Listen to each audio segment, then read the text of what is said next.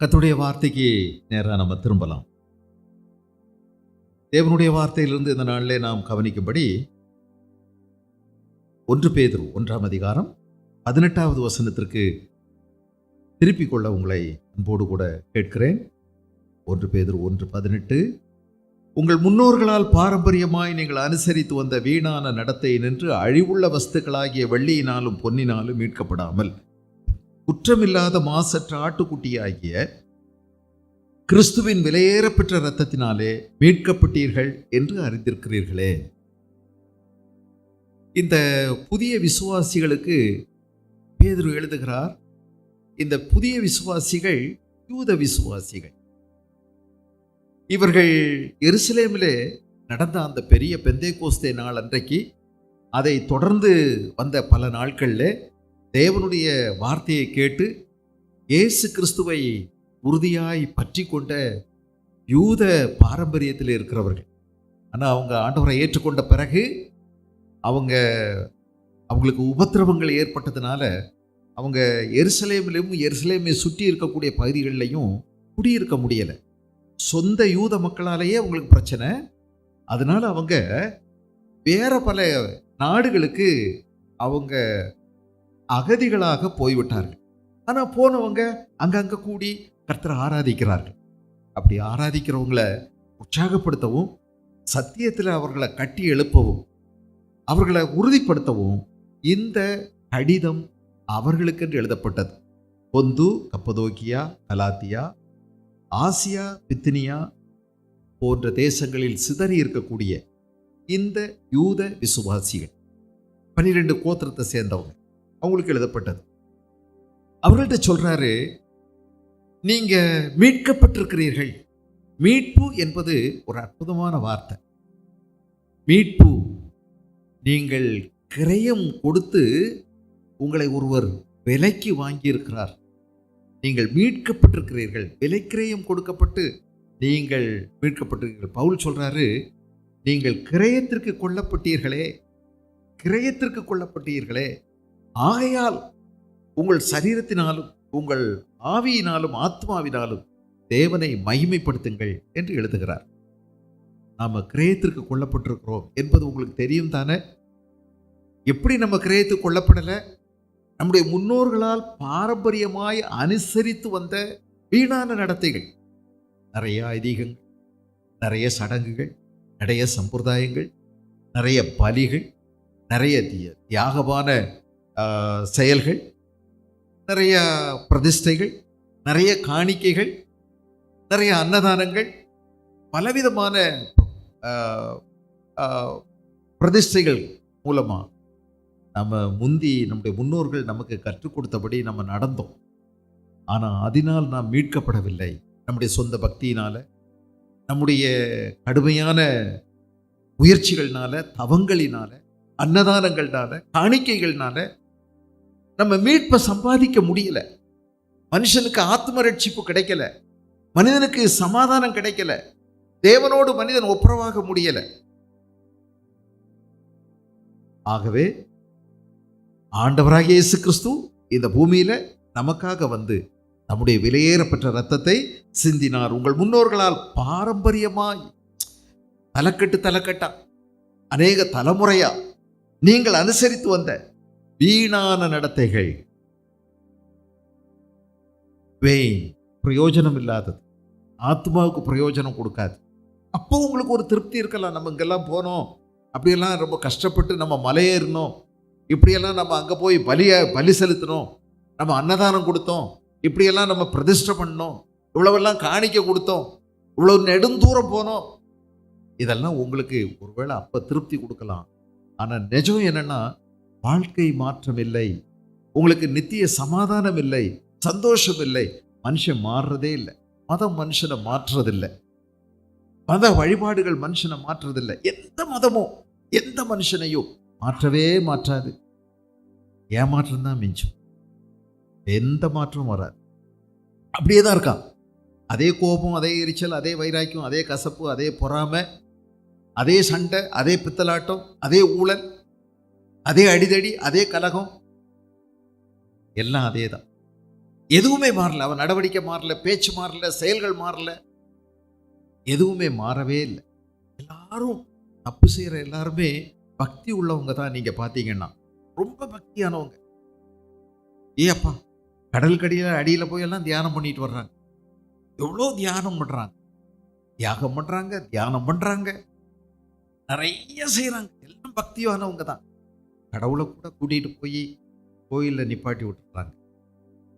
எல்லாம் சரிதாங்க, ரொம்ப பக்தி உள்ளவங்க தான். மனுஷனுடைய மனசு மாறுதா, குணம் மாறுதா, குற்றம் நீங்குதா, தீய பழக்கங்கள் மாறி இருக்கா, தீய செயல்கள் மாறி இருக்கா, மதம் மாற்றாது. இயேசுவோடு கொண்டிருக்கிற உறவு மதம் அல்ல, உறவு. கிறிஸ்தவ மதம் என்று ஒரு மதம் இருந்தால் அது இயேசு உருவாக்குனதல்ல.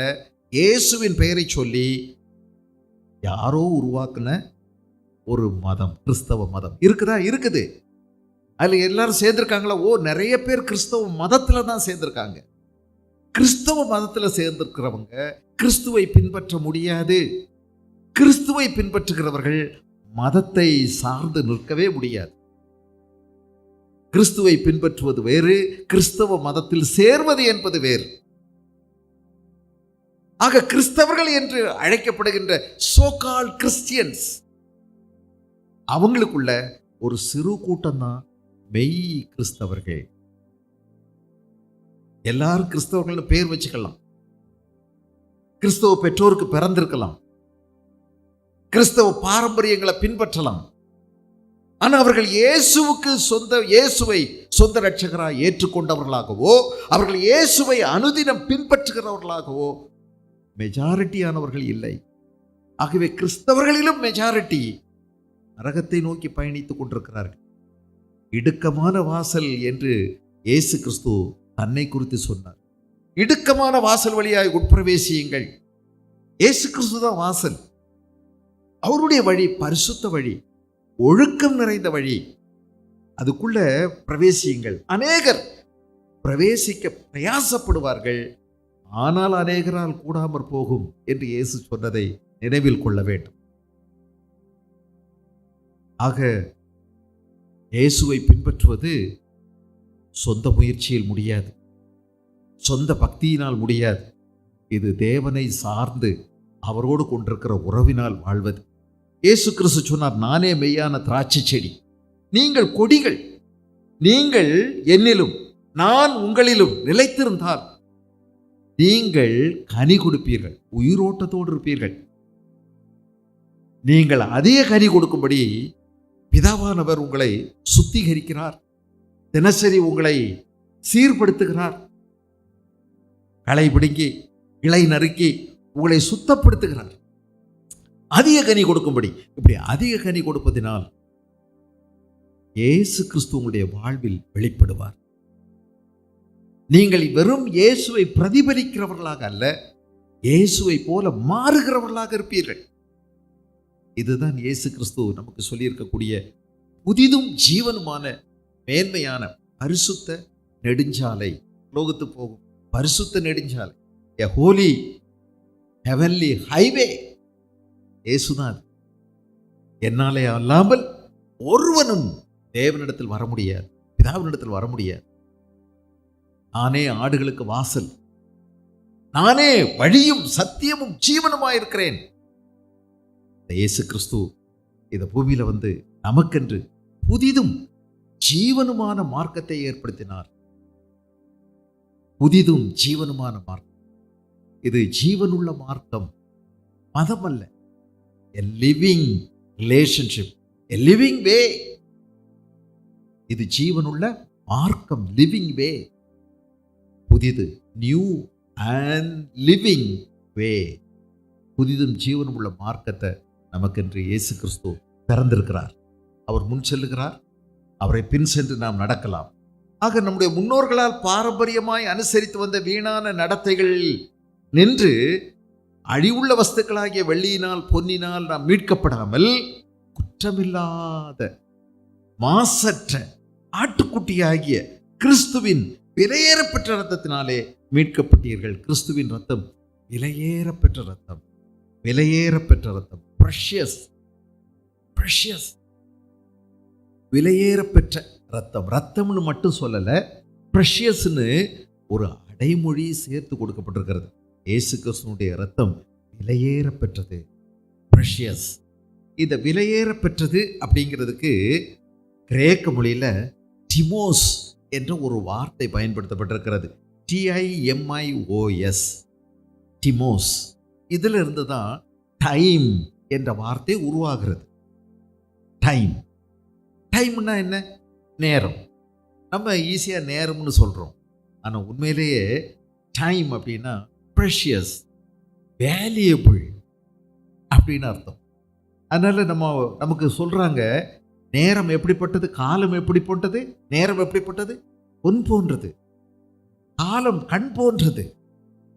ப்ரெஷியஸ், நேரம் ப்ரெஷியஸ், விசேஷித்தது, மேன்மையானது, மதிப்பு உள்ளது, விலை கூடியது.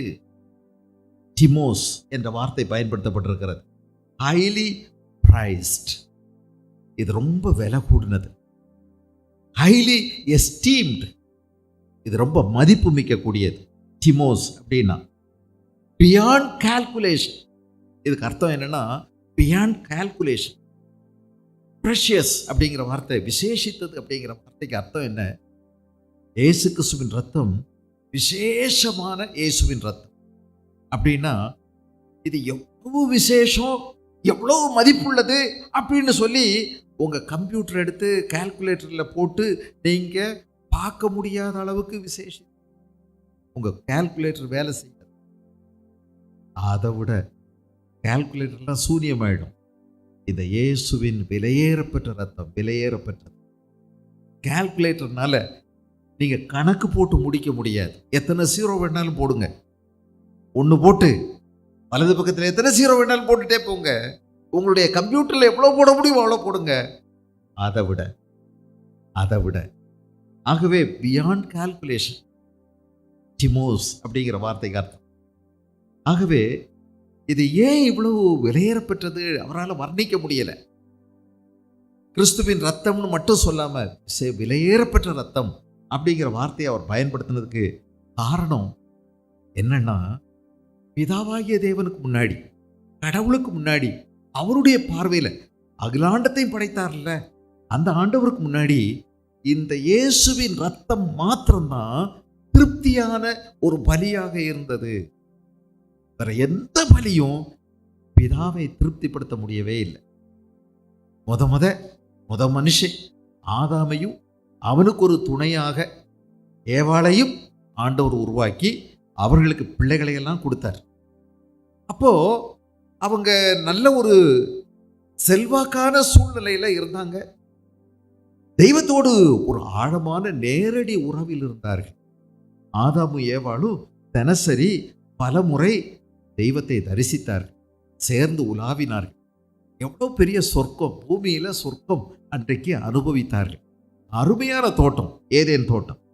எல்லா விதமான எல்லா வளங்களும் எல்லா பழங்களும் உள்ள பெரிய சிங்காரவனம், நந்தவனம். அதில் தான் அவங்க உலாவுனாங்க. பிள்ளைகளை பார்க்காம அவரால் இருக்கவே முடியலை. அவருடைய சொந்த சாயலில் உருவாக்குனார்ல, அவருடைய சொந்த மூச்சு காற்றை ஊதி உருவாக்குனார்ல. இந்த பிள்ளைகளை அடிக்கடி பார்க்கணும்னு ஆசை, அவங்க கூட விளையாடணும், அவங்களோட சேர்ந்துருக்கணும் அப்படின்னு ஆண்டவருக்கு ஆசை. பகலின் குளிர்ச்சியான வேளைகள் எல்லாம் அந்த தோட்டம் ரொம்ப இதமான ஒரு தோட்டம், மனுஷனுக்கு ரொம்ப அற்புதமான தோட்டம். அதிக பிரயாசப்படாமலே அவர்கள் புசிக்கலாம், சாப்பிடலாம். வேர்வை சிந்த வேண்டிய அவசியம் இல்லை. ரொம்ப பாடுபட்டு கொடுமையா வேலை செஞ்சு அப்படித்தான் சாப்பிடணுங்கிறது இல்லை. எல்லாமே வாழ்க்கை எளிமையா இருந்தது, வாழ்க்கை சுகமா இருந்தது. சுமை இல்லை, சுகமா இருந்தது. எல்லாம் வேதனை இல்லை, முட்கள் இல்லை, பாடுகள் இல்லை, வேதனைகள் இல்லை, எதுவுமே இல்லைங்க. சந்தோஷம், மகிழ்ச்சி. அப்பா, அப்படிப்பட்ட ஒரு பெரிய தெய்வீக உறவில், ஐக்கியத்தில் அவர்கள் தேவனுடைய பிரசன்னத்தில் இருந்தாங்க. அவங்களுக்கு நிறைய விஷயம் சொல்லி கொடுத்துருந்தாரு, செய்ய வேண்டியதெல்லாம் நிறைய சொன்னார். ஆனால் செய்ய வேண்டான்னு சொல்லி ஒன்றைத்தான் சொன்னார். வாழ்க்கை இன்னும் எவ்வளவு இலகுவாயிடுச்சு பாருங்க. இன்னைக்கு நமக்கு செய்யக்கூடாதுதான் எக்கச்சக்கமா இருக்குது, செய்யன்னு சொல்றது நிறைய இல்லை. செய்யாத செய்யாத, பேசாத, பார்க்காத, நிக்காத, செய்ய, இப்படிதான் இருக்குது. அன்னைக்கு அவங்களுக்கு ஒன்னே ஒண்ணுதான், புசிக்காதே, ஒரே ஒண்ணுதான், அதை மட்டும் புசிக்க வேண்டாம். வாழ்க்கை ரொம்ப சுகமா இருந்தது, சுமையற்றதா இருந்தது. நடந்தது என்ன? அவர்கள் எதை செய்யக்கூடாது என்று ஆண்டவர் சொன்னாரோ அதை தந்திரமாய் உள்ளே நுழைந்த பேயினுடைய சாகவாசத்தினால், பேச்சை கேட்டு, உறவாடலினால் அவர்கள் ஒரு நாள் செய்து பார்த்தால் என்ன என்று பேய்த்தனமாக யோசித்தார்கள். நம்முடைய மூதாதையர், அப்பா ஆதாம், ஏவாளம்மா சொல்றதெல்லாம் உண்மையா இருக்கும் போல இருக்குது.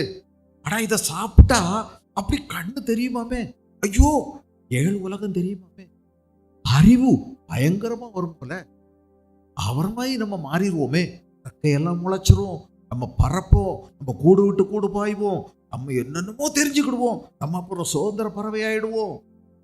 ஆஹா, இவ்வளோ விசேஷம் இருக்கா? ஒரு தடவை சுவைத்தா 1000 தடவை ருசிக்குமாமே.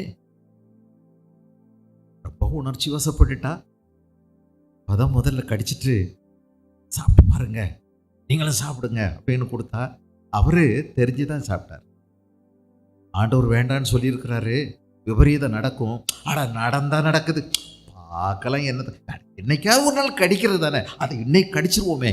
எப்படி இவர் இப்படித்தான் செய்தார்கள். நடந்தது என்ன? ஐயோ, மகா பெரிய சோகம். அப்பனும் பிள்ளைகளும் பிரிந்து போனார்கள், உறவு உடைந்து சிதறியது. அழுதார், ஒரு நேரம் அழுதாருங்க. அந்த தோட்டத்தில் வந்து என் பிள்ளைகள் வழக்கமாய் என்னை பார்க்க ஆசையா ஓடி வருமே, 2 பேரும் வந்து என் கையை பிடிச்சுக்குவாங்களே, சேர்ந்து உலாகுவோமே. பிள்ளைகள் இன்னைக்கு போய் ஒளிஞ்சுக்கிட்டாங்க, அவரால் தாங்க முடியல, அழுது எங்கே அழுதார் ரொம்ப நேரம். இப்போ பிள்ளைகளை இனி பார்க்கவே இல்லைங்க. அது பிறகு ஒரு நாள் கூட பிள்ளைகள் தகப்பனை பார்க்கவும் இல்லை. எவ்வளோ பெரிய சோகம் தெரியுமா? ஆகவே சாகவே சாவாயின்னா தான் மரணம், பிரிவு வந்துருச்சு. ரொம்ப பெரிய சோகம். இப்போ எங்கேயோ ஆண்டவர் தூரத்தில் நின்று பேசுறாரு, சத்தம் மட்டும்தான் இப்போ கேட்குது. பிள்ளைகள் பார்க்கவே முடியலை, அவங்க ஒளிஞ்சிருக்காங்க, அவங்களுக்கு பார்க்கவும் இனி முடியாது. ஆண்டவர் சொன்னார், நான் உங்களை கொன்று போடலை. ஆண்டவர் சபிக்கலைங்க பிள்ளைகளை, மனுஷனை சபிக்கலை, அதையும் தெரிஞ்சுக்கிடுங்க. எங்கேயாவது ஆண்டவர் சபிச்சிட்டாருன்னு சொல்லிடாதீங்க. சில தண்டனைகளை கொடுத்தார், அது பிறகு மீட்புக்கான நம்பிக்கைக்கான வாக்குறுதியை கொடுத்தார். நான் வருவேன், உங்களை ஒரு நாள் திரும்பவும் இந்த உறவுல சேர்த்து கொள்வேன், அதுக்கான ஒரு காலம் நான் திட்டமிடுகிறேன், ஏற்ற நேரத்தில் வந்துடுவேன்னார். இதுங்க வந்துட்டாரு. அப்படி வந்தார். அதுக்கும் வரைக்கும் இடைவெளியில என்னோடு கூட நீங்க உறவு கொண்டாகணும், உங்களை விட்டுட்டு என்னால் இருக்க முடியாது, அதனால பலியினால் நீங்கள் என்னோடு கூட உறவு கொள்ளலாம் என்று சொன்னார். பலி செலுத்துவதன் மூலமாக அவ்விதமாக பலியை ஆண்டவர் ஏற்படுத்தினார். உங்களுக்கு தெரியும்ல, ஆதாமுக்கும் ஏவாளுக்கும் ஆண்டவர் ஆடைகளை கொடுத்தார். எதனால? பலியின் மூலமாக. He rectifies, he rebuilds relationship. அதை திரும்ப அவர் புதுப்பிக்கிறார் தற்காலிகமாக. அவங்க அதுக்குள்ள ஒரு மதத்தை உருவாக்கிட்டாங்க. மதம்னா என்ன? கடவுளோடு திரும்ப சேர்வதற்கு மனிதன் தயாரிக்கின்ற தயாரிப்புகளுக்கு தான் பேரு மதங்கள். மதம்னா என்ன? மனுஷன் கண்டுபிடிக்கிற சாமி, மனுஷன் கண்டுபிடிக்கிற பக்தி மார்க்கங்கள், அதுக்கு தான் பேரு மதம். அப்ப எல்லா மதமும் யார் தயாரிச்சது? மனுஷன் தயாரிச்சது. ஆண்டவர் மதத்தை தயாரிச்சாரா? இல்லவே இல்லை. மதம் மாறுன்னு ஒரு நாளும் இயேசு சொல்லவே இல்லை, என் மதத்துல சேருன்னு சொல்லல. மனம் திரும்புன்னு சொன்னார், மதம் மாறுன்னு சொல்லல. மதங்கள் மனிதனால் கண்டுபிடிக்கப்பட்டது, discovered by men, invented by men. So many gods are invented by men. ஒவ்வொரு நாளும் புதுசு புதுசா கடவுளை தயாரிச்சுக்கிட்டே இருக்காங்க, புதுசு புதுசா பேர் வச்சுக்கிட்டே இருக்கிறாங்க. நம்ம நாட்டில் மக்கள் தொகையை விட சாமியினுடைய மக்கள் தொகை ரொம்ப அதிகமாகிட்டே போகுது. சாமிக்காக மனிதன் சண்டை போடுறான். சாமிக்கு சக்தி இல்லையா? அது தன்னை காப்பாற்றிக்கிடாதா? அது தனக்காக சண்டை போடாதா?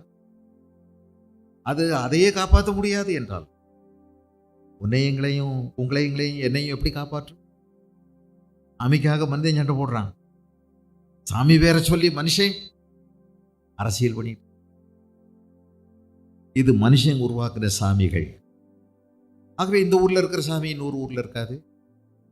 வெளிநாட்டில் இருக்கிற சாமி உள்நாட்டில் இருக்காது. இந்த நாட்டு சாமி வேற வேற, வெளிநாடு ஜப்பான் சாமி வேற, சைனா சாமி வேற, மேட் இன் சைனா. இயேசு சாமியவே நிறைய பேர் செஞ்சிருக்காங்க. கேரளா இயேசுநாதர் வேற, முகத்தை பாருங்க, மலையாளி இயேசுநாதர். தமிழ்நாட்டில் சிவகாசி இயேசுநாதர். நீங்க பார்த்தீங்கன்னா தெரியும், பேச கற்பா இருப்பார். ஏன்னா இங்க திராவிடர்கள், அதனால திராவிட இயேசு, ஆந்திரா இயேசு, ஒவ்வொரு இடத்துல இயேசு கொஞ்சம் கொஞ்சம் வேறமாயிருக்கு. மனுஷன் தயாரிக்கிற இயேசு சாமி தஞ்சாவூர் பொம்மை மாதிரி நிறைய உற்பத்தி பண்ணிட்டே இருக்காங்க. தேவனை ஒருவன் ஒரு காலம் கண்டதில்லை. அவருடைய குமாரனாகிய இயேசு கிறிஸ்து அவர்தான் பிதாவை வெளிப்படுத்தினார். தேவனை பார்க்கணுமா? இயேசுவை பாரு. இயேசுவை கண்டவன் இறைவனை கண்டவன். ஏன்னா அவரும் இயேசுவும் ஒருவரே. அவருடைய தத்து ரூபம் தான் இயேசு.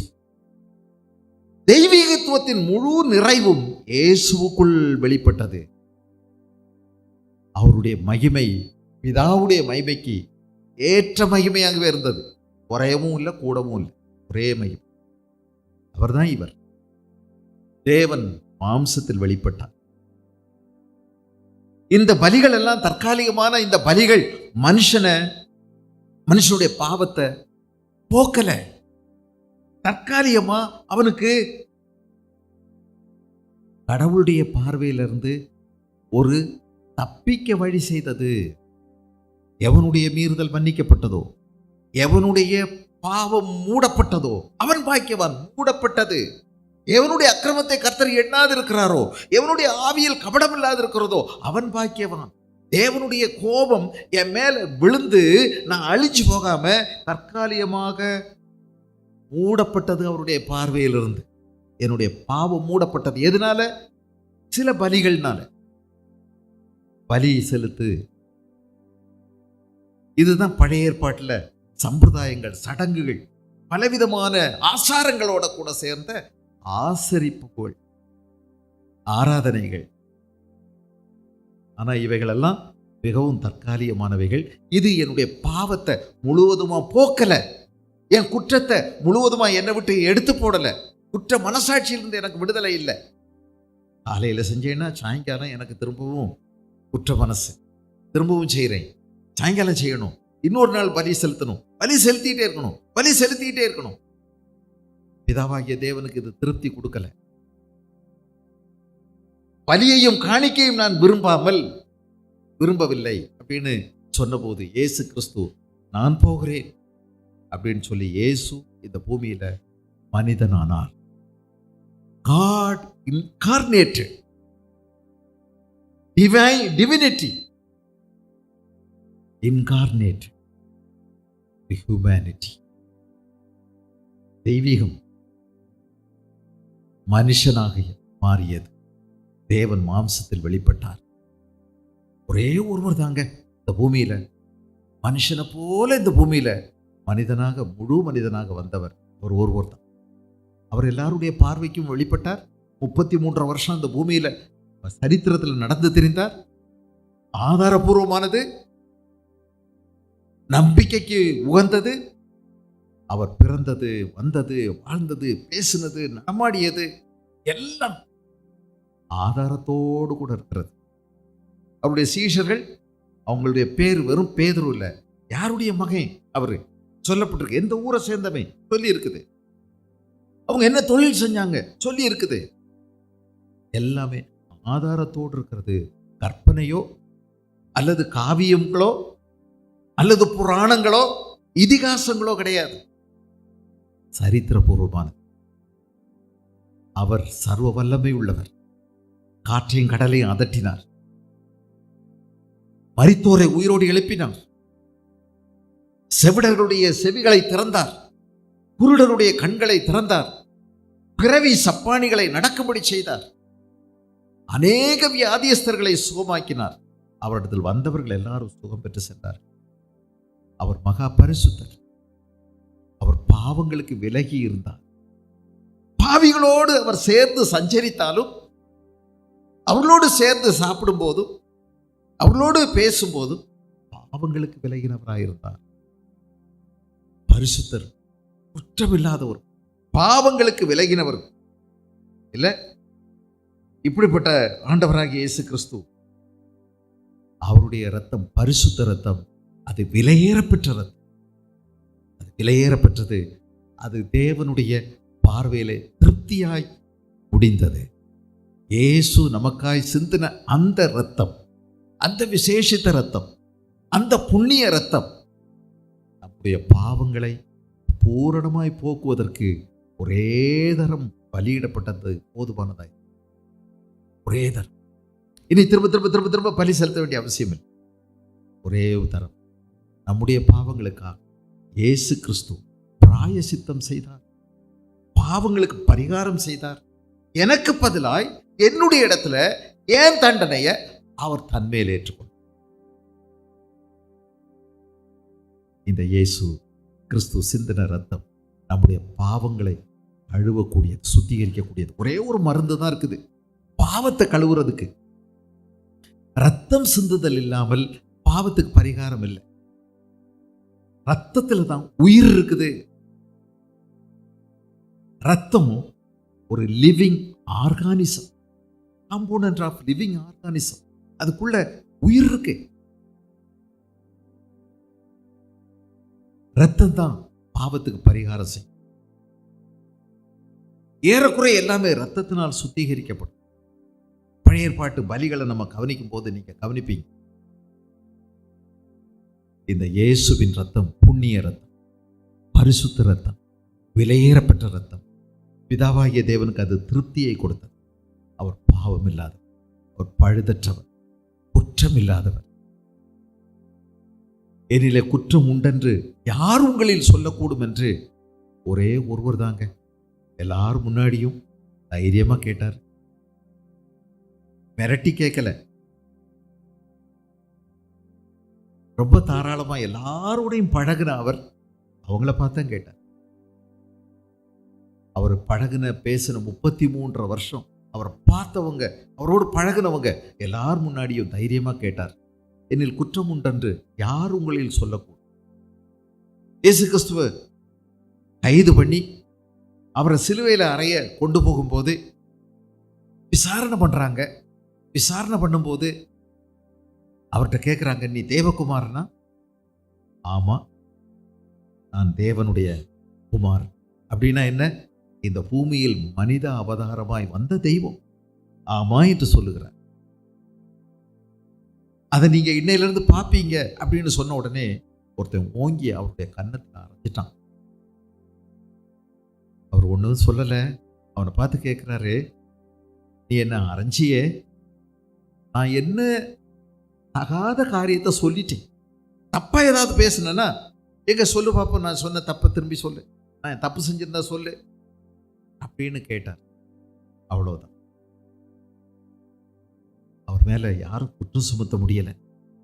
இயேசுவை கைது பண்ணி சிலுவையில் அரைஞ்சு முடிக்கிற வரைக்கும் அந்த திட்டத்தை நிறைவேற்றின ஒரு 100க்கு அதிபதியாக இருந்த பட்டாளத்து தலைவர், இராணுவ தளபதி, அவரு கடைசியா ஒரு வார்த்தை சொன்னாருங்க, இவர் உண்மையிலே ஒரு குற்றமும் செய்யாத நீதிமான், ஒரு குற்றமும் செய்யாத.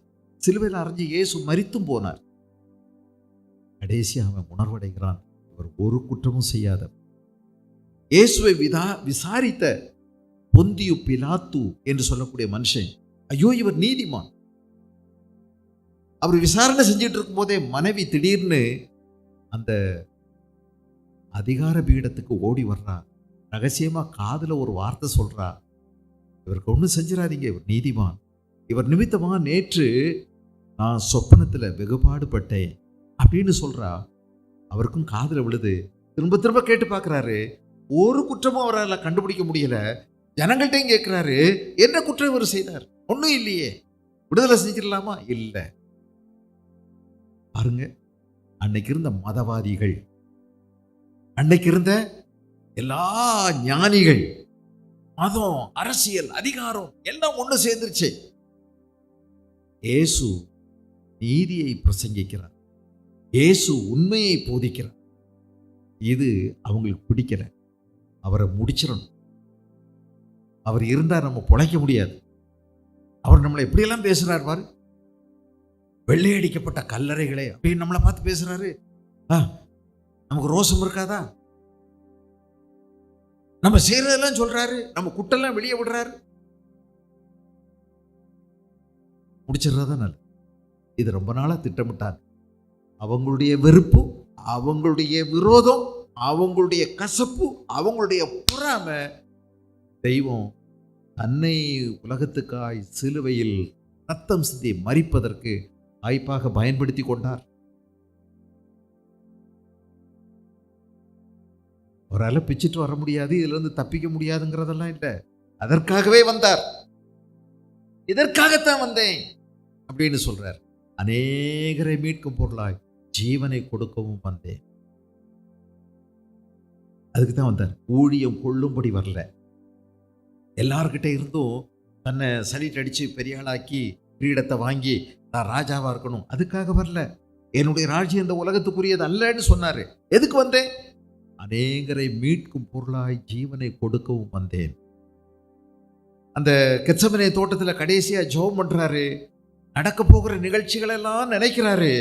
அவமானம், அசிங்கம், கெட்ட வார்த்தை, கல்லெறிதல், அவரை கொடுமைப்படுத்த போறாங்க, தலைமுடியை பிடிச்சி இழுக்க போறாங்க, கண்ணை கட்டி கூட்ட போறாங்க, ஆடி முடியை பிடிச்சி இழுக்க போறாங்க, சவுக்கால அடிக்க போறாங்க, கொடுமையா செய்ய போறாங்க. இதெல்லாம் அவருக்கு முன்கூட்டியே தெரியுங்க. இதையெல்லாம் நினைக்கும் போது தெரிந்தவர், பிதாவே இந்த பாத்திரம், இந்த சூழ்நிலை இருந்து என்னை நீர் விடுவிக்க கூடுமானால் விடுவியும், ஆனாலும் என்னுடைய சித்தம் அல்ல, உம்முடைய சித்தம் ஆக கடவது என்று தன்னை பூரணமாய் அதற்கு ஒப்புக் கொடுத்தார். தப்பிக்கணும்னு அவர் நினைக்கல. இப்படி பாரத்தோடு ஜெபித்தார். நம்ம எல்லாருக்காகவும் நம்முடைய மீட்புக்காக கண்ணீரோடு அவர் ஜெபித்தார். உரத்த சத்தத்தோடு ஜெபித்தார். அவருடைய வேர்வைகள் இரத்தத்தின் பெருந்துளிகளாய் அவருடைய உடம்பிலிருந்து கீழே சொட்டியது. அவ்வளவு பாரத்தோடு ஜெபித்தார். இந்த இயேசு கிறிஸ்து நம்மேல் வைத்த அன்பு மகா பெரியது.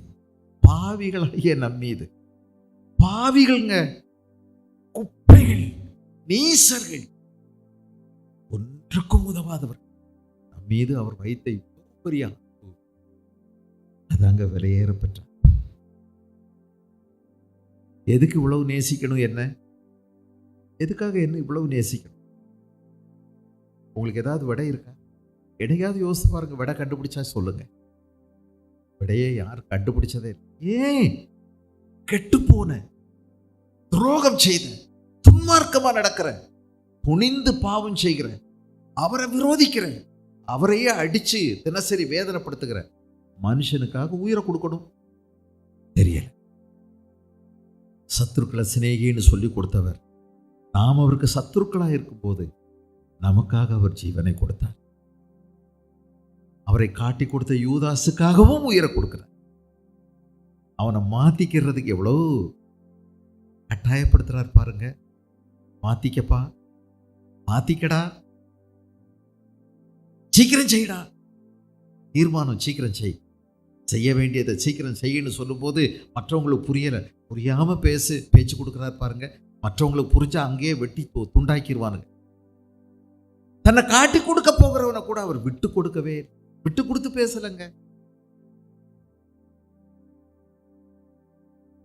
பாருங்க, எவ்வளவு மறைச்சுக்கிட்டாரு, எவ்வளவு அவனை ஒளிச்சு பாதுகாத்தாரு.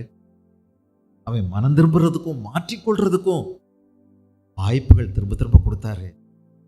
ஆனா அவன் அதிலே இருந்தான். இவ்வளவு காசு கிடைக்குது, இவரை வித்துறதான் நல்லது.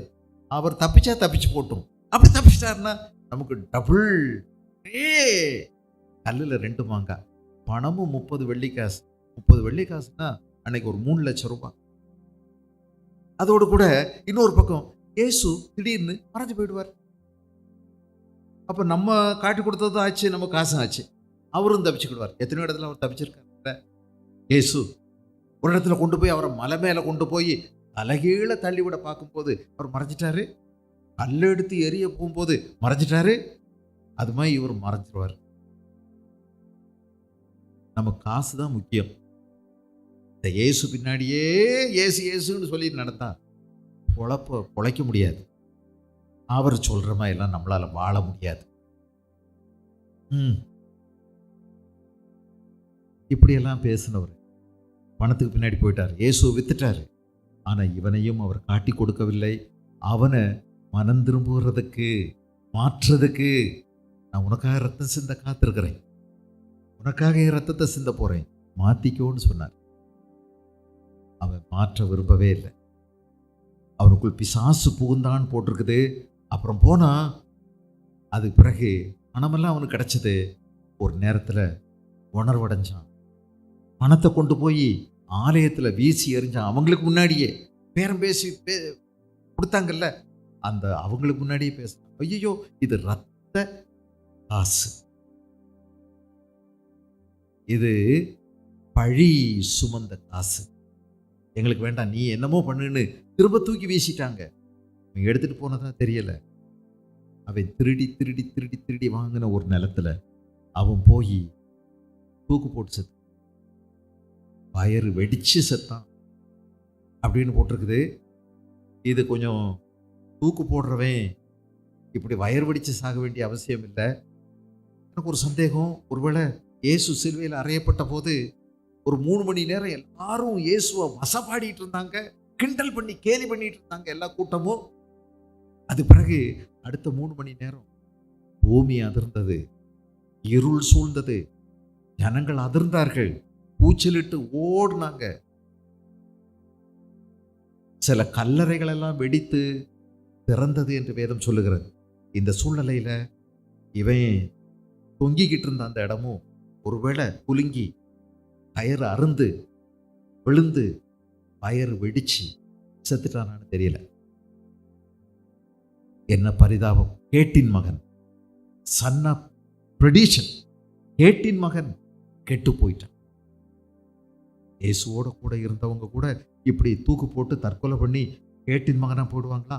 ஆமா ஆமா ஆமா. இப்படித்தான் சத்தியத்தை கேட்டுட்டே இருப்பாங்க.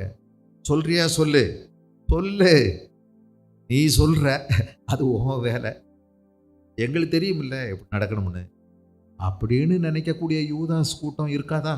இருக்கும். அவங்களுடைய நிலைமை என்னவா இருக்கும்? பரலோகத்தில் பேர் எழுதப்பட்டிருந்தா தான், ஜீவ புஸ்தகத்தில் பேர் எழுதப்பட்டிருந்தா தான் உள்ள போக முடியும். சர்ச்சில் பேர் இருந்தா, சர்ச்சில் ஞானஸ்தானம் எடுத்திருந்தா மட்டும் பரலோகம் போக முடியாது. ஒவ்வொரு நாளும் பயத்தோட நடுக்கத்தோட தங்களுடைய ரட்சிப்பு இயேசுவினுடத்தில் நடக்கக்கூடிய நடையை குறித்து ஜாக்கிரதையோடு இருந்து ஆடுறவங்க தான் பரலோகம் போக முடியும். முடிவு பரியந்தம் நிலைத்திருப்பவனே ரட்சிக்கப்படுவான். இயேசு சிந்தின இந்த ரத்தம் விலையேற பெற்ற ரத்தம். அது பிதாவுக்கு திருப்தியா இருந்தது. பழைய ஏற்பாட்டில் இயேசு கிறிஸ்துவை பற்றி என்ன எழுதியிருக்கு தெரியுமா? 22வது அதிகாரம். ஆபிரகாம் தன்னுடைய மகனை பலி செலுத்தும்படி ஆண்டவர் கேட்கிறார். ராத்திரி நேரத்தில் ஆபிரகாமுக்கு நிறைய பிள்ளைகள் மனைவிகள் இருந்தாலும் உரிமையான உடன்படிக்கையின் வாக்கு தத்தத்தின் மகன் ஒரே ஒருவன் தான். அது கிட்டத்தட்ட 25 வருஷம் கொடுக்கிறேன் அப்படின்னு ஆண்டவர் சொன்ன போது அதை காத்திருந்து பெற்றுக்கொள்ள இவர் தயாராகிறதுக்கே 25 வருஷம் ஆகி போயிடுச்சு. அப்படிதான் ஆண்டவர் கொடுத்தாரு. அவருடைய சாமர்த்தியத்தினால பெற்றெடுக்கல. அந்த அம்மாவுடைய சரீரம் செத்து போச்சு. இவருக்கு வயசு 99, அந்த அம்மாவுக்கு வயசு 89. சரீரம் செத்து போச்சு, நம்பிக்கை முழுவதும் இல்லை. ஆனால் ஆண்டவருடைய வார்த்தை வந்தது, இனி ஒரு பிரசவ உற்பத்தி திட்ட காலத்தில் உனக்கு ஒரு குமாரனை கொடுப்பேன். அவருடைய வார்த்தையினால் வார்த்தையின் வல்லமை அவருடைய சரீரத்தை உயிர்ப்பித்தது. அவர்கள் உயிரடைந்தார்கள். ஈசாக்கை அவர்களுக்கு கொடுத்தார். நம்பத்தான் முடியல, உலகமே நம்ப முடியல. எல்லாரும் கையில ஏந்தி சிரிச்சாங்க ஆச்சரியத்தோட. என்னப்பா இது ஆச்சரியமா இருக்குது, 100 வயசு கிழவனுக்கு குழந்தை பிறக்குமா? அதுதாங்க, அவன் ஒரு 17 வயசு ஆயிட்டான். நல்ல திடகார்த்தமான வாலிபன். அவனை ஆண்டவர் திடீர்னு கேட்டாரு, உன் பையனை எனக்காக நான் காமிக்கிற இடத்துல நீ கொண்டு போய் பலி செலுத்தினார். நரபலி ஆண்டவர் விரும்புறாரா? ஆண்டவர் ஈசாக்க நரபலியா போடுறதா அல்ல ஆண்டவருடைய திட்டம். ஆனா அங்க ஒரு பெரிய உண்மையை ஆண்டவர் கற்றுக் கொடுக்கிறார். ஆபிரகாமுடைய அன்பை தான் ஆண்டவர் ரொம்ப விரும்பினார். நீ நேசிக்கிற உன் மகன் ஈசாக், ஒரே மகன், ஏகசுதன், நீ நம்பிக்கை வச்சிருக்கிறியே ஓ வாரிசு, அவனை எனக்கு பலி செலுத்துன்னு கேட்கும்போது கொடுக்க முடியுமா? கொடுக்கறதுக்கு மனசு வருமா? இந்த பையனை விட தேவனை அதிக நேசிச்சாதான் ஆபிரகாமுக்கு இது சாத்தியமாகும். ஆகவே இந்த அன்பை ஆண்டவர்கிட்ட உறுதிப்படுத்தினார். கொடுக்குறேன் ஆண்டவர், நீங்க தான் கொடுத்தீங்க, இப்ப நீங்க கேட்குறீங்க, ரொம்ப கஷ்டமான ஒண்ணு, ஆனா கொடுத்துட்றேன். ஆனா எனக்கு நம்பிக்கை இருக்கு உங்க மேல, நீங்க வாக்கு மாறாத தேவன். நான் இவனை பலி செலுத்தினா கூட அதுக்கு முன்னாடி நின்று அழுவேன், பலி செலுத்திட்டு அழுவேன், நம்பிக்கையோட அழுவேன், விசுவாசத்தோட அழுவேன். அந்த சாம்பல்ல இருந்து நீங்க எனக்கு திரும்பவும் ஈசாக்கு கொடுக்க உங்களால முடியும். விசுவாசம். கூட்டு போனாருங்க, யார்கிட்டையும் சொல்லலாம், மனைவிட்ட கூட சொல்லல. பிள்ளைய போய் பலி செலுத்த போறேன்னு மனைவிட்ட சொல்லல, பிள்ளைகிட்ட சொல்ல. பையன்கிட்ட சொன்னா என்ன இருக்கும்? வாடா கண்ணு பையலாம், நீ வா, உன்னை கொண்டு போய் நான் விறகெல்லாம் அடுக்கி அது மேல உன்னை கட்டி தூக்கி வச்சு கத்தினால வெட்டி தீ போடுறேன், வா அப்படின்னு சொன்னா வருவானா? சொல்லலைங்க. கட்டே பிளந்தாரு. பையன்கிட்ட சொன்னாரு, வா நீயும் நானும் போய் ஆண்டவரை தொழுது கொண்டு வருவோம் அப்படின்னு கூப்பிட்டாரு. 2 வேலைக்காரங்களை மட்டும் கூப்பிட்டாரு. தாய்கிட்ட சொல்லவே இல்லை. பயணம் புறப்பட்டாரு. 3 நாள் மனதில் பலவிதமான வேதனையும் கேள்வியும் குழப்பமும் போராட்டமும் அலசடியும் எல்லாம் இருந்தும் முன்னேறிட்டே இருந்தார். 3 நாளை பிறகு அதோ அந்த மலை தான் சொல்லி ஆண்டவர் காமிச்சார். போயிட்டே இருக்கிறான். அந்த மலை ஏறுற நேரம் வரும்போது, எங்கப்பா? அந்த இடத்துல தான் போய் பலி செலுத்த போறோம். அப்போ அவன் கேட்குறான், அப்பா 17 வயசு பையங்க, அவனை பலி செலுத்துறதுக்கு தேவையான விறகுகளை அவனே சுமந்துட்டு போறான். இப்போ எல்லாரையும் நிப்பாட்டியாச்சு, கழுதையை விட்டாச்சு, வேலைக்காரங்களை அங்கே கீழே விட்டாச்சு, தகப்பனும் மகனும் மாத்திரம் நடந்து போகிறார்கள். தலையில அவனை பலி செலுத்த வேண்டிய விறகு முழுவதும் அவன் சுமந்துட்டு போறான். அப்ப எப்படிப்பட்ட வாலிபன் பாருங்க. அவன் ஒரு கேள்வி கேட்கிறான், அப்பா விறகு இருக்குது,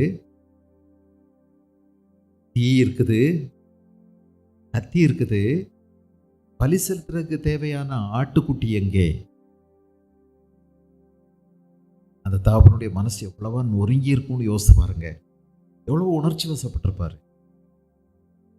ரொம்ப நிதானமா இந்த 3 நாளா இதைத்தான் யோசிச்சுட்டே வர்றாரு.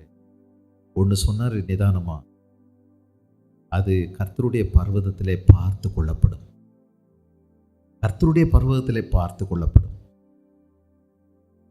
புரியல ஈசாக்குக்கு. திரும்ப சேர்ந்து நடந்து போகிறார். இடம் வந்துச்சு, கல்லெல்லாம் எடுத்து வச்சு பலிபீடம் கட்டினாங்க, கட்டையை அடுக்குனாரு. அது பிறகு என்ன செய்தார் தெரியுமா? இந்த ஈசாக்க கையையும் காலையும் கட்டி தூக்கி அது மேல வைக்கும்போது ஈசாக்கு கேட்டிருக்க மாட்டாரா?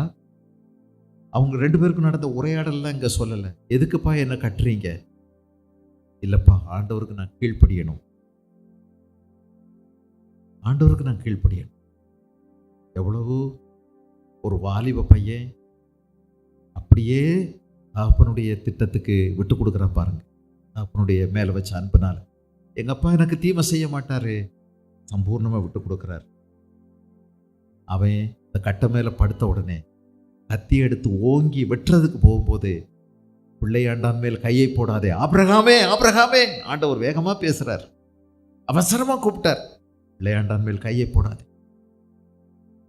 நீ எனக்கு பயப்படுறதையும் என் மேல அன்பு வச்சிருக்கிறதையும் எனக்கு தெரியும். திரும்பி பாருன்னு சொன்னாரு. திரும்பி பார்த்தபோது கொம்புகள் முள்ளில் சிக்கப்பட்டது போல ஒரு ஆட்டுக்கடா அங்க நிக்குது. அதை கொண்டு வந்து எனக்கு பலியிடு அப்படின்னு சொல்லி ஆண்டவர் சொன்னாரு. ஈசாக்குக்கு பதிலாக ஒரு ஆடு, உங்களுக்கு எனக்கும் பதிலாக ஒரு ஆடு. அவர்தான் இந்த ஆட்டுக்குட்டியானவர். ஆட்டுக்குட்டியானவர் என்ன கீழ்ப்படிதல் பாருங்க.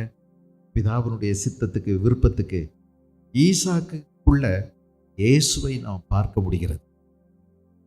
ஈசாக்குக்குள்ள தகப்பனுடைய திட்டத்துக்கு தன்னை ஒப்பு கொடுக்கக்கூடிய, விட்டு கொடுக்கக்கூடிய ஒரு அற்புதமான இயேசுவை நாம் அங்கே கவனிக்கிறோம். இந்த இயேசு பூரணமா தேவ சித்தத்துக்கு தன்னை ஒப்பு கொடுத்தார். 100% சந்தோஷத்தோடு, நமக்கு முன்னால் உள்ள சந்தோஷத்தின் பொருட்டு அவமானங்களை எண்ணாமல் சிலுவையை சகித்து நமக்காக இரத்தத்தை சிந்தி. இது விலையேறப்பட்ட பரிசுத்த ரத்தம். இது பிதாவை திருப்திப்படுத்தின ஒரே ரத்தம். எல்லாருடைய உயிர்க்காகவும் ஒரு உயிர் பலி செலுத்தப்படுகிறது. ரத்தத்துல தான் உயிர் இருக்கு. ரத்தம் சிந்துதல் இல்லாமல் பாவத்துக்கு பரிகாரம் இல்லவே இல்லை. உங்களுக்காகவும் எனக்காகவும் இயேசு கிறிஸ்து நம்முடைய மகிமையான ரத்தத்தை, மேன்மையான விலை கூடின ரத்தத்தை சிந்தினார். புதிய ஏற்பாட்டில் அங்க என்ன, அங்க ஆட்டுக்குட்டி எங்கே அப்படின்னு ஒரு கேள்வி. ஆபிரகாமுடைய நாட்கள்ல, யோவான் ஸ்நானனுடைய நாட்கள்ல, இதோ இதோ இதோ உலகத்தின் பாவத்தை சுமந்து தீர்க்கிற தேவாட்டு. பார்த்தீங்களா? இதோ உலகத்தின் பாவத்தை சுமந்து தீர்க்கிற தேவாட்டு. இன்னைக்கு அவர் யார் தெரியுமா? நமக்காக அடிக்கப்பட்ட ஆட்டுக்குட்டியானவர். அவருக்கு இன்னைக்கு நம்ம என்ன செய்யறோம்? கனமும் மகிமையும் கொடுக்கிறோம். 5ஆம் அதிகாரம் வெளிப்படுத்தின விசேஷம் 6வது வசனத்தை பாருங்க. வெளிப்படுத்தின விசேஷம் 5:6. இன்றைக்கு நாம் அவருக்கு மகிமையை செலுத்துகிறதற்கு காரணம் என்ன? 5:6. அப்பொழுது இதோ அடிக்கப்பட்ட வண்ணமாயிருக்கிற ஒரு ஆட்டுக்குட்டி சிங்காசனத்திற்கும் 4 ஜீவன்களுக்கும் மூப்பர்களுக்கும் மத்தியில் இருக்க கண்டேன். அது 7 கொம்புகளையும் 7 கண்களையும் உடையதாக இருந்தது. அந்த கண்கள் பூமி எங்கும் அனுப்பப்படுகிற தேவனுடைய ஆவி 7 ஆவிகளேயாம். அந்த ஆட்டுக்குட்டியானவர் வந்து சிங்காசனத்தின் மேல் உட்கார்ந்தவருடைய வலது கரத்தில் இருந்த புஸ்தகங்களை வாங்கினார். அப்போ 13வது வசனத்தை பாருங்க. அப்பொழுது வானத்திலும் பூமியிலும் பூமியின் கீழ் இருக்கிற சிருஷ்டிகள் யாவும், சமுத்திரத்தில் உள்ளவைகளும் அவற்றுள் உள்ளடங்கிய வஸ்துக்கள் யாவும் சிங்காசனத்தின் மேல் வீற்றிருக்கிறவருக்கும் ஆட்டுக்குட்டியானவருக்கும் ஸ்தோத்திரமும் கனமும் மகிமையும் வல்லமையும் சதா காலங்களிலும் உண்டாவதாக என்று சொல்ல கேட்டேன். அங்க ஆட்டுக்குட்டி எங்கே? யோவான் சொல்லுகிறார், இதோ உலகத்தின் பாவத்தை சுமந்து தீர்க்கிறார் தேவாட்டுக்குட்டின்னு சொல்றாரு. இன்றைக்கு அவர் அடிக்கப்பட்ட ஆட்டுக்குட்டியானவர் எல்லா துதி, கனம், மகிமை, புகழ், மகத்துவத்திற்கும் ஏற்றுக்கொள்ள பாத்திரமானவர், உரியவர். அந்த மகிமை அவருக்கே உரியது. இன்றைக்கு அவர் நமக்காக அடிக்கப்பட்ட ஆட்டுக்குட்டியானவராக பிதாவினிடத்தில் பரிந்து பேசுகிறார். 21வது அதிகாரம் வெளிப்படுத்தின விசேஷம் 21ஆம் அதிகாரம் 22வது வசனத்துல 21, 22 அதிலே தேவாலயத்தை நான் காணவில்லை, சர்வ வல்லமை உள்ள தேவனாகிய கர்த்தரும் ஆட்டுக்குட்டியானவருமே அதற்கு ஆலயமாயிருக்கிறார். 19:7 அதே வெளிப்படுத்தின விசேஷம் 19:7 நாம் சந்தோஷப்பட்டு களிகூர்ந்து அவருக்கு துதி செலுத்த கடவோம். ஆட்டுக்குட்டியானவருடைய கல்யாணம் வந்தது, அவருடைய மனைவி தன்னை ஆயத்தம் பண்ணினாள் என்று சொல்ல கேட்டேன். சுத்தமும் பிரகாசமுமான மெல்லிய வஸ்திரம் தரித்து கொள்ளும்படி அவளுக்கு அளிக்கப்பட்டது. அந்த மெல்லிய வஸ்திரம் பரிசுத்தவான்களுடைய நீதிகளே. இயேசு கிறிஸ்து அடிக்கப்பட்ட வண்ணமாய் இருக்கக்கூடிய ஆட்டுக்குட்டியானவர். ஒரு பெயர் Lamb that was slain. அடிக்கப்பட்ட ஆட்டுக்குட்டியானவர், நமக்காய் ஜீவனை, உயிரை கொடுத்த ஆட்டுக்குட்டியானவர் இன்றைக்கும் ஜீவிக்கிறார். எவ்வளோ பெரிய பாக்கியம் நமக்கு!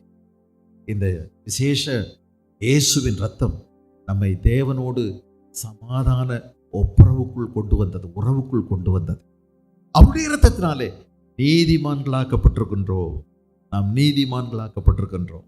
இனி உங்க மேல யாரும் குற்றம் சுமத்த முடியாது. தேவன் நீதிமான்களாக்கிறவர் பேர்ல குற்றம் சுமத்துகிறவன் யார்? ரோமர் எழுதின நிருபம் 8ஆம் அதிகாரம், ரோமர் 8ஆம் அதிகாரத்தை பாருங்க. ரோமர் 8ஆம் அதிகாரம். தேவன் தெரிந்து கொண்டவர்கள் மேல் குற்றம் சாட்டுகிறவன் யார்? 33வது வசனம். தேவனே அவர்களை நீதிமான்களாக்குகிறவர், அவர் நம்மை நீதிமான்களாக்கி விட்டார். 5வது அதிகாரத்தில் ரோமர்ல எழுதியிருக்குது, அவருடைய இரத்தத்தினால நாம் இவ்விதமாய் விசுவாசத்தினாலே நீதிமான்களாக்கப்பட்டிருக்கிறபடினால் நம்முடைய கர்த்தராகிய இயேசு கிறிஸ்து மூலமாய் தேவனிடத்தில் சமாதானம் பெற்றிருக்கிறோம். அவருடைய இரத்தத்தினால நாம் நீதிமான்களாக்கப்பட்டோம். 9, இப்படி நாம் அவருடைய இரத்தத்தினாலே நீதிமான்களாக்கப்பட்டிருக்க கோபாக்கனைக்கு நீங்களாக அவராலே ரட்சிக்கப்படுவது அதிக நிச்சயமாமே. ஏங்க விசேஷ ரத்தம், விசேஷமான இயேசுவின் ரத்தம், precious blood. ஏன்? அது நம்மை நீதிமானாய் மாற்றியது. தேவனிடத்தில் சமாதானம் பெற்றிருக்கிறோம். எவ்வளவு பெரிய உறவுக்குள்ள என்ன கொண்டு வருது பாருங்க. பணம் கொண்டு வராது, வெள்ளியோ பொன்னோ, என் காணிக்கையோ, என்னுடைய பக்தியோ புத்தியோ, எதுவும் என்னுடைய அன்னதானங்களோ, என்னுடைய தவங்களோ, இந்த பிரதிஷ்டைகளோ எதுவும் என்ன தேவனிடத்தில் எனக்கு உறவை உருவாக்காது. இயேசுவின் ரத்தம் தேவனோடு எனக்கு புதிய உறவை கொடுத்திருக்கிறது. நான் இப்ப அவர் அப்பான்னு கூப்பிடலாம். அவர் எனக்கு தகப்பனாகி விட்டார், நான் அவருக்கு பிள்ளையாகி விட்டேன். அவர் எனக்கு தம்முடைய ஆவியை எனக்குள்ள இப்ப திரும்ப வச்சிருக்காரு.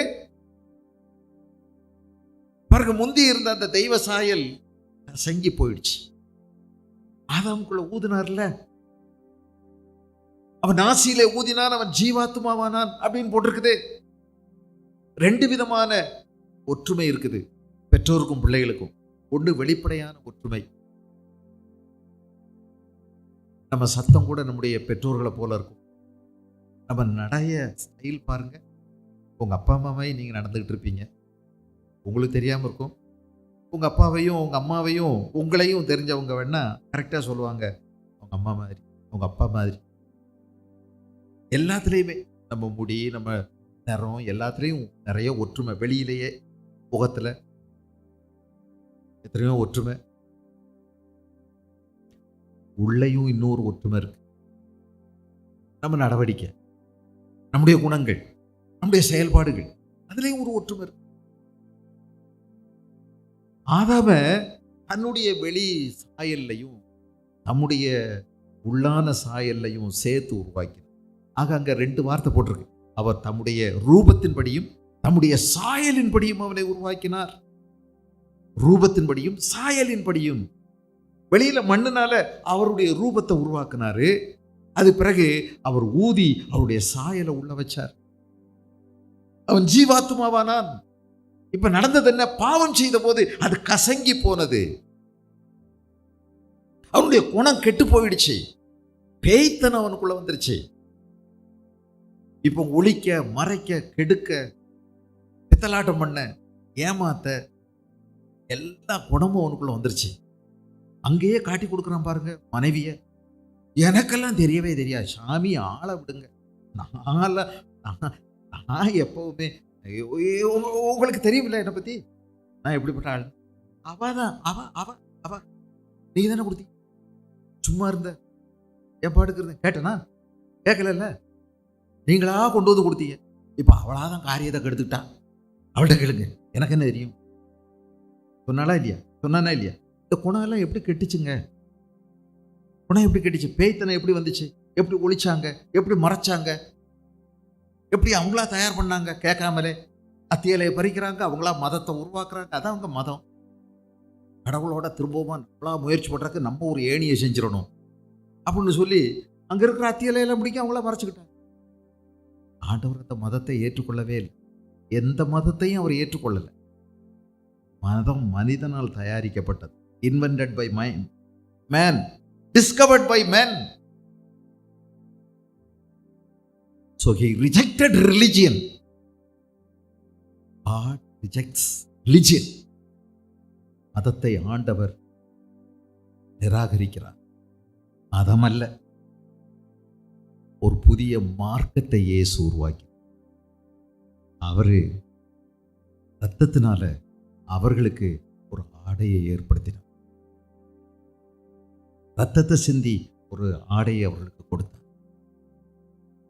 தேவனோடு பலியினால் ஒரு உடன்படிக்கை அவர்கள் செய்ய வேண்டும். இயேசு சொன்னார், இந்த ரத்தம் என்னுடைய உங்களோடு நான் செய்கின்ற புதிய உடன்படிக்கையின் ரத்தம். ரத்தம் ஒரு புதிய உடன்படிக்கை. நம்மை விடுதலையாக்கினார். எல்லாவற்றிலும் வந்து விடுதலையாக்கி. இந்த ரத்தத்தின் மேன்மை, எவ்வளவு மேன்மை இருக்குது பைபிளில், எவ்வளவு மேன்மை யோசித்து பாருங்க. இயேசு விசேஷித்தவர், அவருடைய ரத்தம் விசேஷித்தவர். இயேசு மேன்மையானவர், இயேசு நிகரற்றவர், இயேசு தனித்தன்மை உள்ளவர். இயேசுவை யாரோடும் ஒப்பிட முடியாது, ஒப்பிடப்பட முடியாது. உன்னதமானவர், ஆக சிறந்தவர், உயிரை கொடுத்தவர், உயிரோடு எழுந்தவர், இன்றைக்கும் சகலத்தை ஆளுகை செய்கிறவர். காத்துக்கிட்டே இருக்காரு. சகலமும் அவருடைய பாதப்படிக்கு கீழ் படுத்தக்கூடிய நேரம் வரப்போகுது. அப்பொழுது அவர் சகலத்தையும் அவர் ஆளுகை செய்வார். வானத்திலும் பூமியிலும் சகல அதிகாரமும் அவர் கொடுக்கப்பட்டிருக்கிறது. இன்னும் அவருக்கு ஒப்பு கொடுக்கப்படாத சில விஷயங்கள் இருக்குது, அவருக்கு கீழ் அடங்காத சில விஷயங்கள் இருக்குது. ஆகவே அவர் காத்து கொண்டிருக்கிறார். அவற்றை கீழ் அடக்குவார். அவருடைய ஆட்சி அதிகாரம் இந்த பூமியில் திரும்பவுமாய் செழிக்கும். முந்தினவைகள் நினைக்கப்படாமற் போகும், எல்லாம் அழிந்து போகும், வெந்து உருகி சாம்பலாய் போயிடும். புதிய வானமும் புதிய பூமியும் போல் நம்முடைய பிள்ளைகளோடு கூட அவர் என்றென்றும் திரும்பவுமாய் ஒரு பெரிய அன்பின் உறவிலே அவர் அரசாள போகிறார். அன்புதாங்க மொழி பரலோகத்தில், அன்பின் மொழி. அந்த மொழியை நம்ம பேசுவோம். அவரோடு கூட என்றென்றைக்கு அரசாடும். ஆண்டவரோடு நாம் வீட்டு அரசாடும். இந்த பெரிய பாக்கியம் நமக்கு ஆண்டவராக இயேசு கிறிஸ்து தம்முடைய ரத்தத்தினால செய்திருக்கும். அவருடைய ரத்தத்தினால நீதிமான்களாக்கப்பட்டிருக்கிறோம். அவருடைய அன்பிலிருந்து இனி யாரும் நம்மளை பிரிக்கவே முடியாது. அவ்வளோ பெரிய கிறிஸ்துவின் அன்பிலிருந்து நம்மை பிரிப்பவன் யார்? புத்திரமோ வியாகுலமோ துன்பமோ பசியோ பட்டயமோ நிர்வாணமோ நாசமோசமோ உயர்வோ தாழ்வோ வேற எந்த சிருஷ்டியோ வருங்காலமோ நிகழ்காலம் எதுவும் பிரிக்க முடியாது.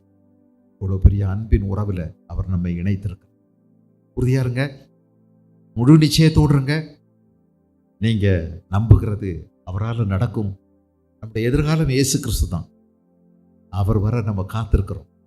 இப்போ நம்முடைய வேலை அவரை போல மாறுவது, அவரை வெளிப்படுத்துவது, அவருடைய சாயலில் வளரும், அவருடைய சிந்தையிலே நாம் வளருவது.